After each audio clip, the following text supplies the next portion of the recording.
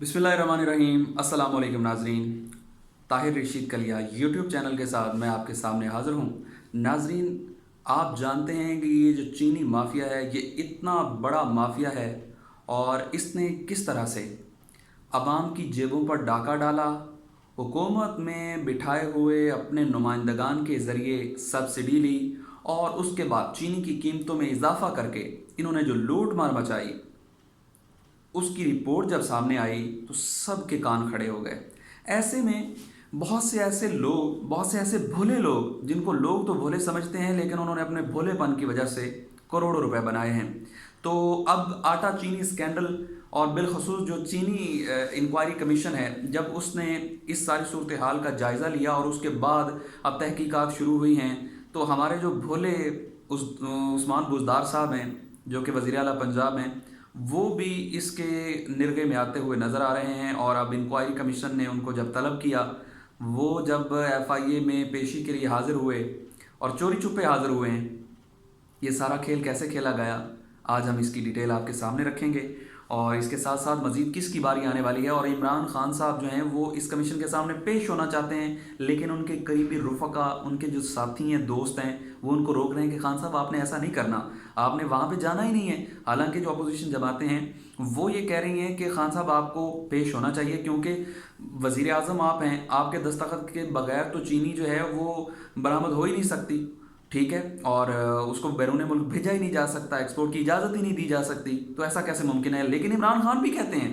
कि वो इस कमीशन के सामने पेश होना चाहते हैं, वो किसी से डरते नहीं हैं, उनके पास हकायक मौजूद हैं, वो ये हकायक उनके सामने रखेंगे कमीशन के, लेकिन उनको रोका जा रहा है। ये सारा क्या मामला है, आज इसी से हमने पर्दा उठाना है। आपसे रिक्वेस्ट है, अगर आप करना चाहें तो आप मेरे चैनल ताहिर रशीद कलिया को सब्सक्राइब कर सकते हैं, बेल आइकन को क्लिक कर लिया करें, ताकि वो मालूमात जो आप तक मैं पहुंचाना चाहता हूं, जो कि आपको जिसकी ज़रूरत है, वो आप तक पहुंचे। तो जनाब, फिर शुरू करते हैं इस स्टोरी को। और मैं आपको बताऊं कि इमरान खान ने एक इलेक्शन के बाद जो वादे किए थे, वो वादे पूरे हुए या नहीं हुए, लेकिन उनमें से एक वादा बिलवास्ता या बिला वास्ता जो है वो पूरा होता हुआ नज़र आया, और वो था एक ऐसी रिपोर्ट जिसको जो हुकूमती नुमाइंदगान है वो तो कहते हैं कि ये लीक की गई। बहरहाल जी, वो रिपोर्ट जब सामने आई तो मीडिया के अंदर तहलका मच गया, और ये रिपोर्ट थी जो चीनी माफिया ने सब्सिडी ली और उसके बाद जो पैसे कमाए, ये उस हवाले से रिपोर्ट थी। मैं आपको थोड़ा सा समझाने के लिए इसके बैकग्राउंड में जाता हूँ कि 4 अरब रुपए की चीनी पर सब्सिडी दी गई, 4 अरब रुपए की। उसमें मुख्तलिफ लोग जो हैं उन्होंने फ़ायदा उठाया। जहांगीर तरीन का नाम आया था, खुसरो बख्तियार साहब जो हैं, और इसके अलावा मखदूम हाशिम जमा बख्त जो हैं, इवन के चौधरी बरादरान में से मुनिस इलाही का भी नाम सामने आ रहा था। सिंध में जरदारी की कुछ शुगर मिल्स थी जिनको फ़ायदा पहुँचाया गया। तो 4 अरब रुपए की सब्सिडी दी गई। अब हुआ क्या, 4 अरब रुपए की तो सब्सिडी हासिल कर ली गई, उसके बाद चीनी की पर केजी 1 किलो की कीमत पर 17 रुपए का इजाफा कर दिया गया। एक तरफ से सब्सिडी हासिल की गई 4 अरब रुपए की, उसके बाद 17 रुपए पर केजी इजाफा कर दिया गया। उससे कितना मुनाफा हुआ, उससे हुआ 100 अरब रुपए का मुनाफा, ठीक है। अब देखें इन्होंने किस तरह से चंद चढ़ाए हैं कि एक तरफ 4 अरब की सब्सिडी ले रहे हैं, ऊपर से 17 रुपए की कीमत बढ़ा के 100 अरब रुपए उधर से कमा लिया है। तो ये ऐसे खेल खेलते हैं। जब इसकी रिपोर्ट आई थी सामने, तो खान साहब ने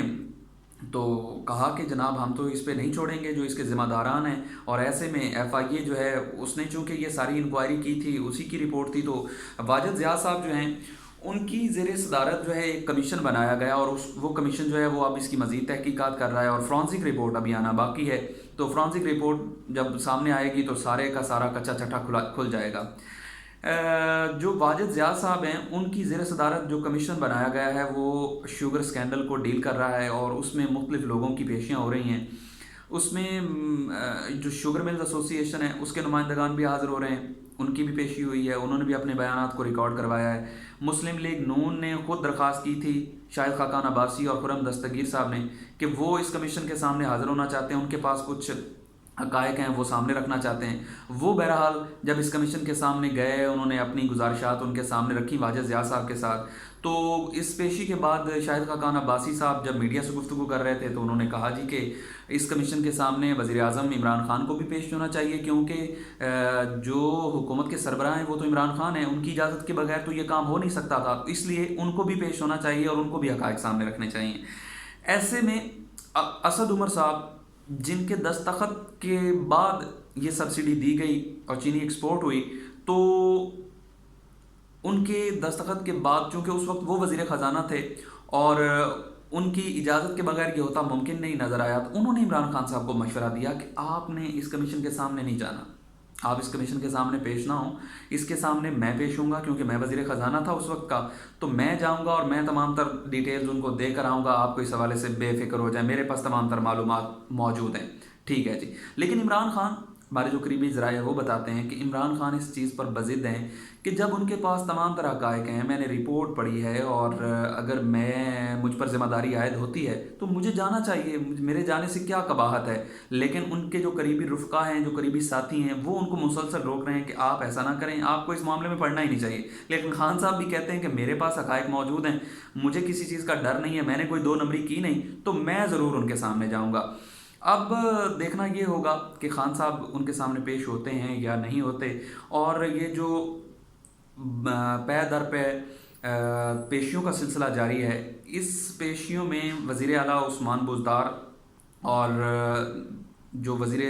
اعلیٰ سندھ ہیں سید مراد علی شاہ صاحب، ان کو بھی بلایا گیا ہے۔ مراد علی شاہ صاحب جو ہیں وہ بھی سندھ کے حوالے سے جو سبسڈی دی گئی اور جو انہوں نے اپنے اختیارات کا استعمال کیا وہ اس حوالے سے بتائیں گے، اور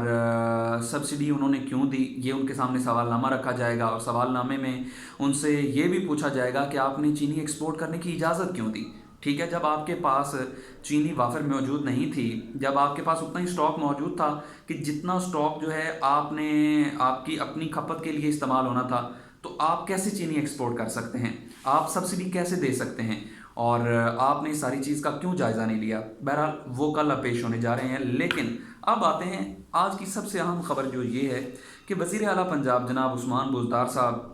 ہمارے ذرائع ہمیں بتا رہے ہیں کہ وہ ایف آئی اے دفتر میں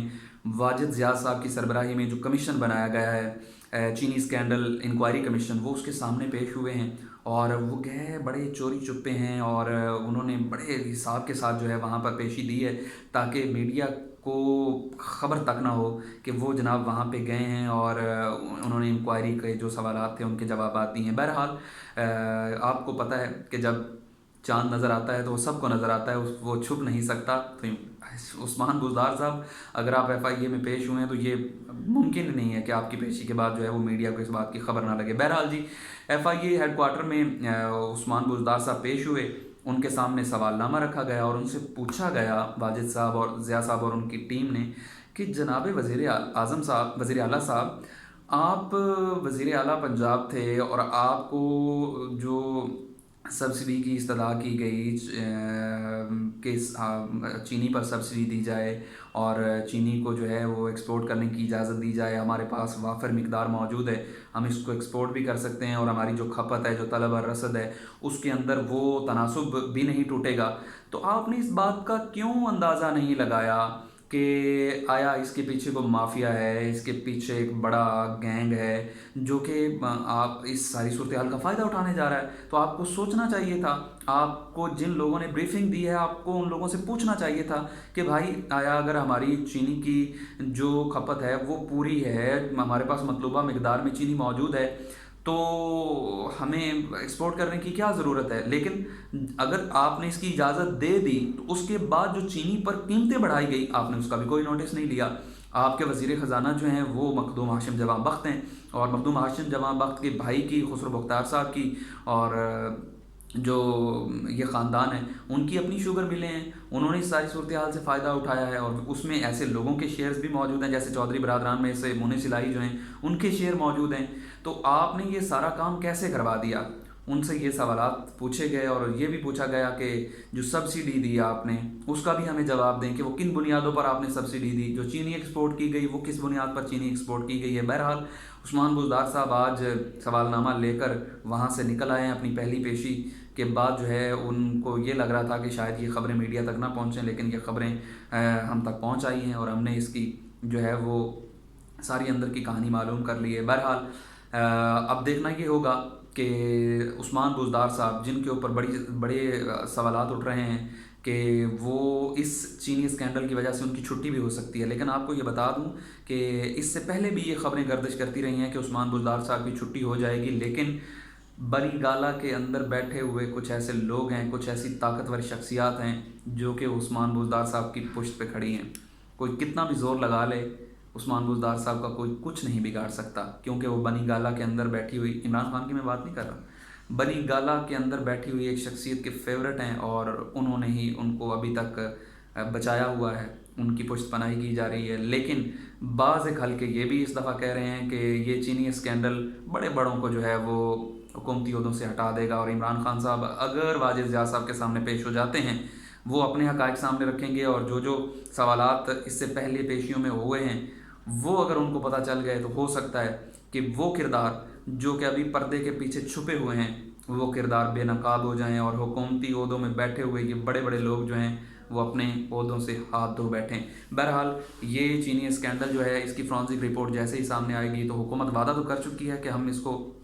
شائع کریں گے، اور جو اس میں ملوث کردار ہیں ان کو بے نقاب کیا جائے گا۔ تو انتظار رہے گا جی کہ تبدیلی سرکار کیا کرتی ہے اس حوالے سے، اور عثمان بزدار بچ پائیں گے یا نہیں، اس کا بھی جلد اندازہ ہو جائے گا۔ آپ کو آج کی ویڈیو کیسی لگی؟ اپنی رائے کا اظہار کر سکتے ہیں۔ مجھے طاہر رشید کلیا کو اجازت دیجیے۔ اللہ آپ کا حامی و ناصر۔ پاکستان پائندہ باد۔